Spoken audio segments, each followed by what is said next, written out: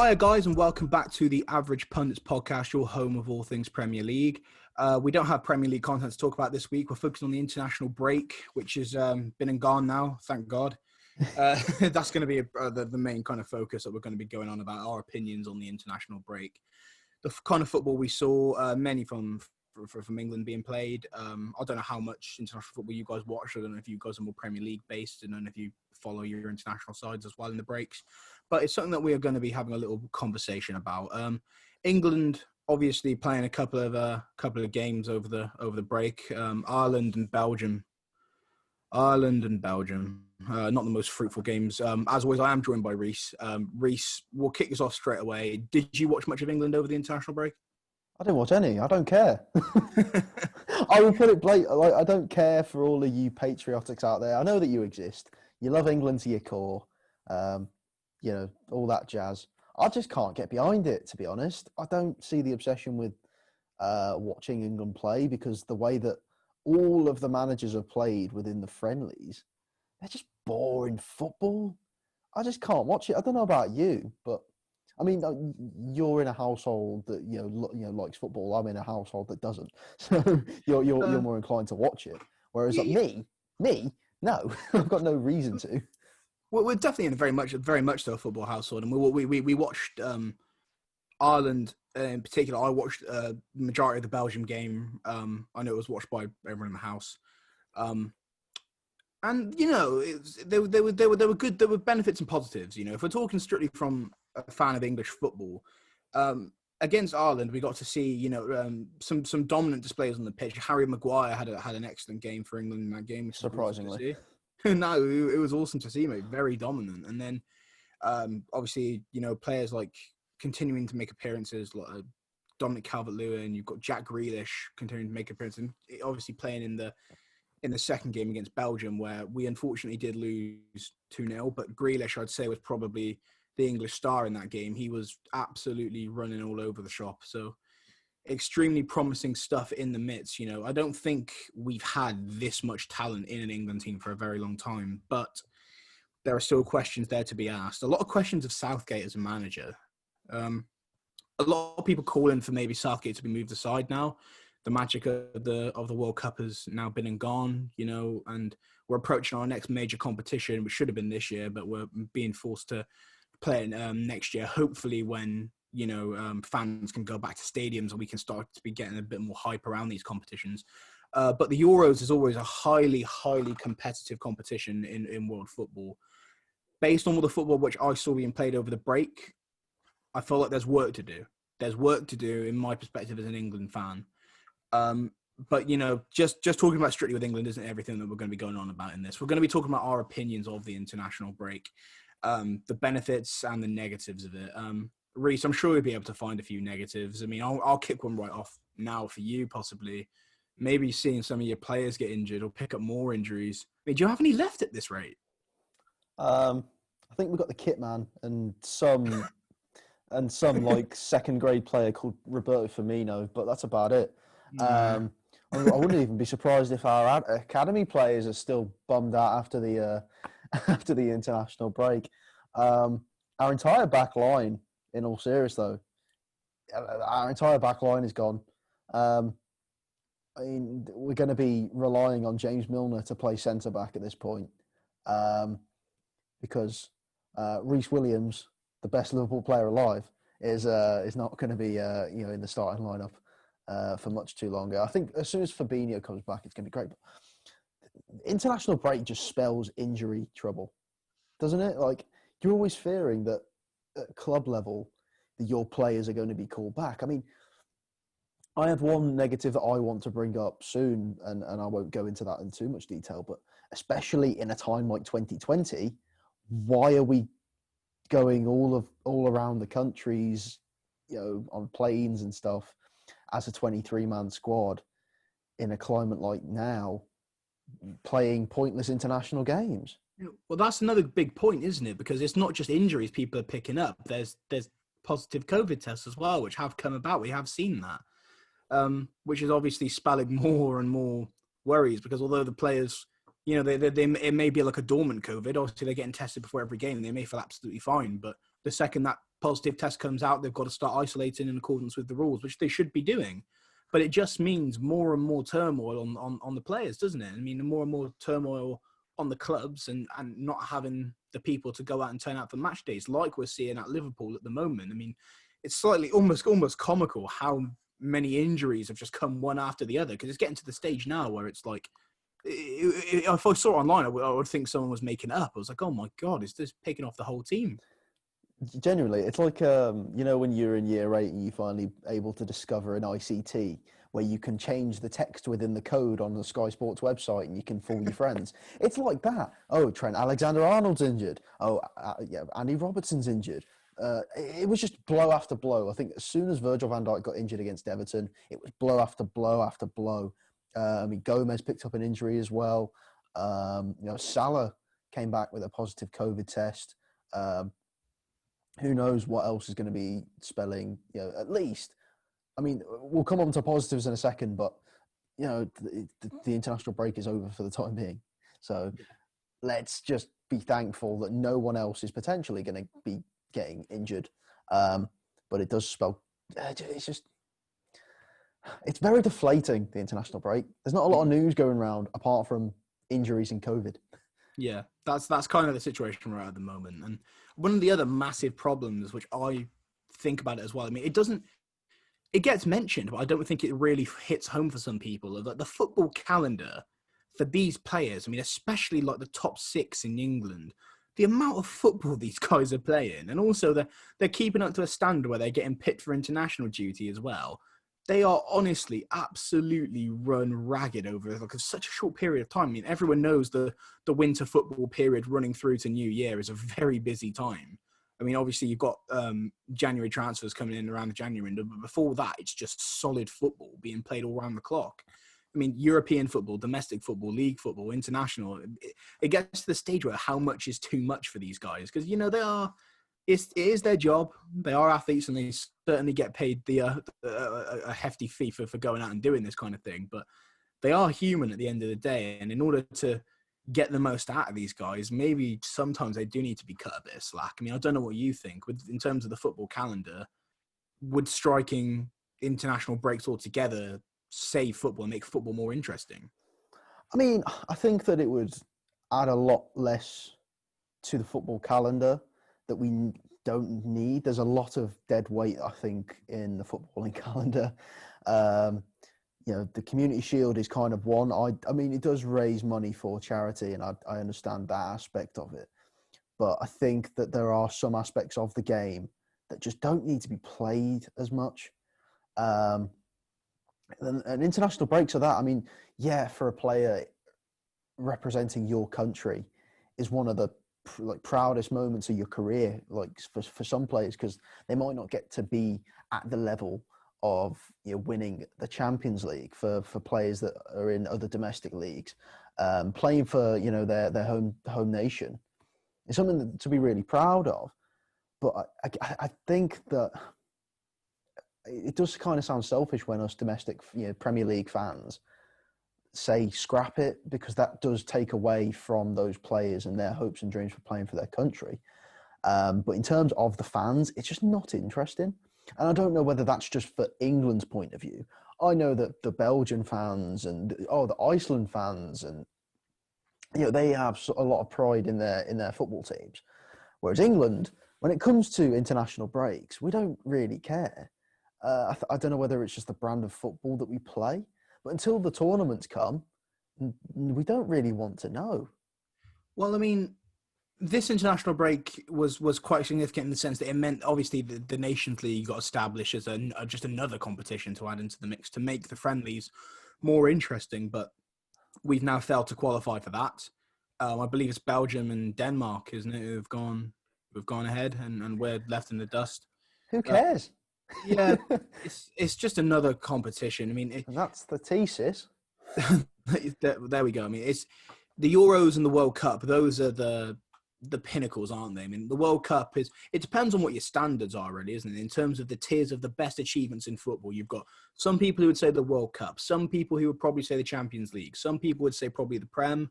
You've got other people which would probably say just standalone achievement like oh yeah, it's Ballon d'Or, Ballon d'Or, Ballon d'Or. That's the kind of thing that footballers should be attaining to.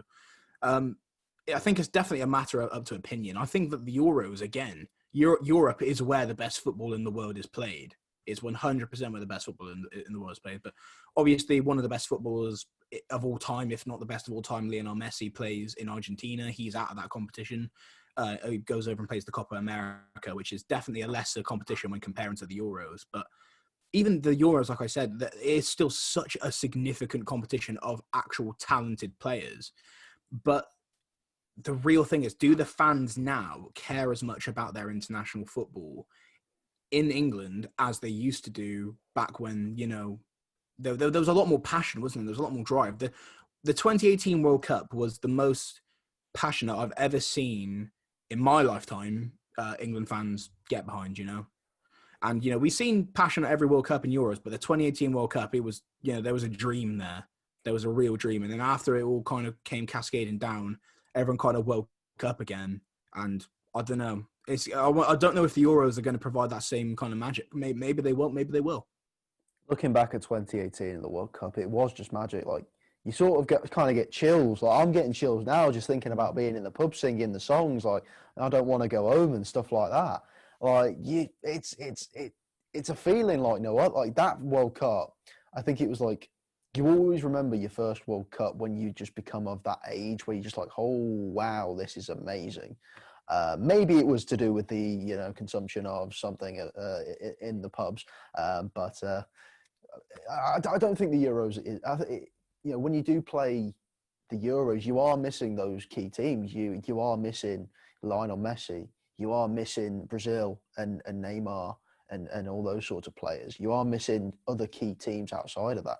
You also miss like the magic of teams like Japan, doing well, and teams like Uruguay and Ghana. The story of Ghana in the 2010 World Cup. You miss those stories in the European competitions, and I think that the last European competition didn't really do it for us either. I mean, it was just disappointment for England. I think that we've become accustomed to so much disappointment as England fans, and the longer that England stray away from the last time we won something, the more and more England fans think, okay, we're not going to do anything for the rest of our lifetimes. But the 2018 one was where we're like, okay, we might be able to do this. We might be able to do this. We might actually win something in our lifetime. And I think that dream's kind of slowly died down, and we're back to where we were before that. Yeah, I mean, the 2018 World Cup, without a doubt, was the most talented group of players we had in a while, and I think the England team has got even more talented since then. The amount of youngsters coming through the system now is absolutely obscene, and the amount of players who, frankly, they're not going to get a shout either. They're not going to be selected because we've got so much talent. It's a lot of it's down to the opinion of the manager and the staff behind him, but there's a lot of players which will miss out on going to the Euros, and that is a real shame. But going back to the World Cup, I remember exactly where I was when we lost that semi-final. I think everyone will. And the feeling of disappointment is crazy. It's absolutely crazy, because it's just like, you follow the whole story. We weren't always playing the best football, but we were getting the results, and we somehow got to that position. And then it's like, okay, the free kick goes in and pints are flying. Everyone knows, it's coming home, and then all of a sudden it comes cascading down, and this the disappointment, isn't it? It's the lingering for so long now. But obviously, major competitions, international break, very different story. Yeah. When it comes to the major competitions, everyone's like, okay, there's a lot more to watch, but it's the pesky things of the international break, breaking up proper club football, proper Premier League football, the best league on the planet. That's the frustrating bit. I'd say that almost a bit like a Room 101 thing. Would you do away with it completely? Would you have a designated period every year where the international football's played, just one, because rather than a few? Or how would you deal with the international teams needing to get game time? I think just run scrimmages. I mean, like, the games, yeah, they're played. They're playing through the Premier League, but build team chemistry with scrimmages. You don't see, for those that know my outside preferences of football, other than to the sports. Basketball, they run scrimmages every practice to gain team chemistry on the court. They in football, they don't do that as much.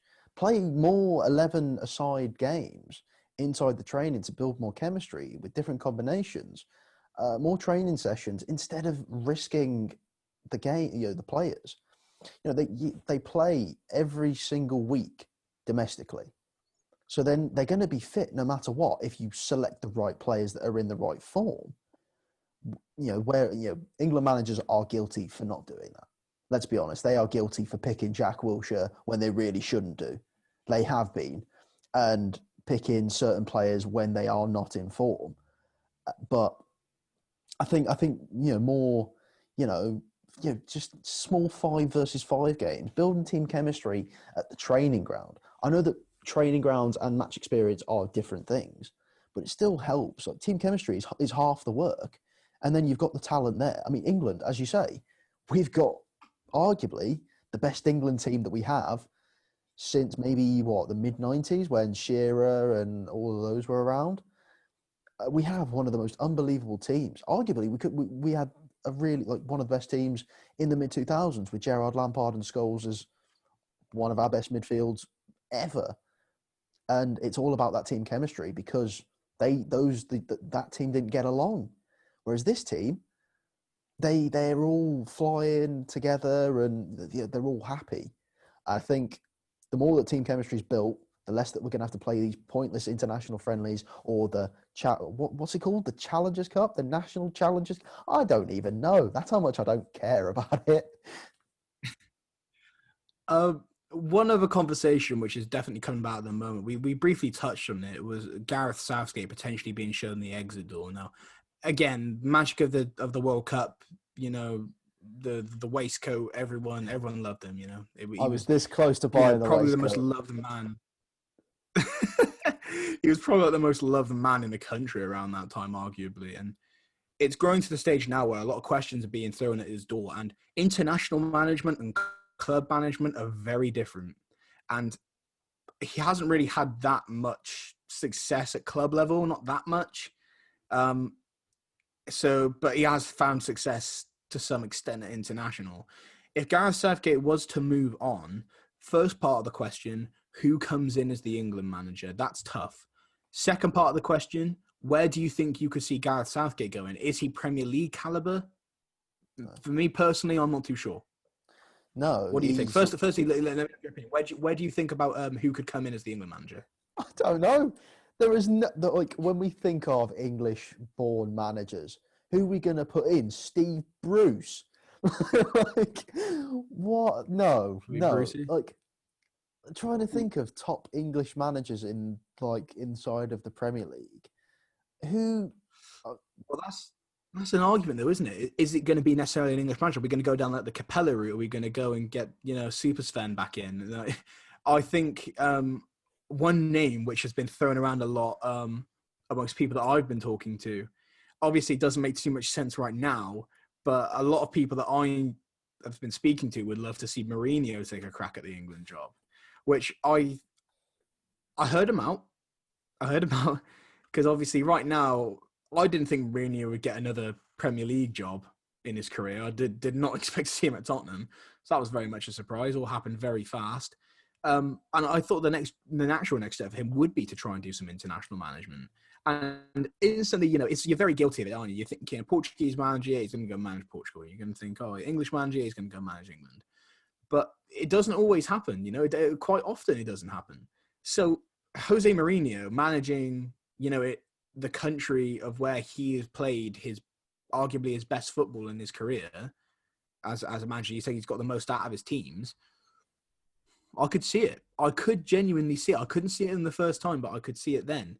Another name that I've heard, want to get Arsene Wenger out. Throw Wenger in amongst it. Get the big coat on. Well, if you're saying that, why don't we just pull Sir Alex out of retirement? He's from Scotland. So, I mean, it's the closest thing that we've got to a world-class manager. Scotland are doing better than us anyway. You may as well go and stick to Scotland. Yeah, they're doing great. Exactly. But, that's the type of thing that we're on about. I think we missed the boat. I think international duty as a manager is probably easier than club level, as as we've said. So I think that if Sir Alex retired to get a bit more peace, he's going to have a bit more peace because he's going to have extended breaks in 2 summers, and then he's just got to focus on the Euros and the World Cup, which is easy pickings. He's got a free holiday to Qatar. It's not that bad. There we go. I mean, it is a very, very difficult conversation because, I mean, I remember not too long ago, everyone was raving about Eddie Howe, weren't they? And saying, "Oh, Eddie Howe for the England job," and he's currently out of work, isn't he? I mean, he'll be looking for something, so you never know. Big Eddie might get the call. That would be the most typical thing for me, Jamie. If Southgate did step aside or he was moved on or whatever, I mean, the hype around that particular camp, however big or small it was around the time, it's completely died down now. But isn't that the most typical thing? You just see, all of a sudden Eddie Howe appointed. Just stick Allegri in the role. Last time we had an Italian manager, it was horrid. But bring Allegri in, it's fine. Yeah, everyone always says the second Italian manager you get into the best, don't they? Exactly. That's the common phrase, people. I can't believe that everyone's missing that. Okay, so that was part one of that. It was a difficult question. If you guys have any opinions, please get involved. Leave a comment down below or get a hold of us on our social media. Yeah, what do you guys think of who's going to be the next manager? Because we don't, quite frankly, do not have a clue. So if you guys have an idea of who's going to be the next England manager, make sure to whack it in the comments. Or if you're watching or listening on your streaming services, tweet us, direct message us. We love it. The second part.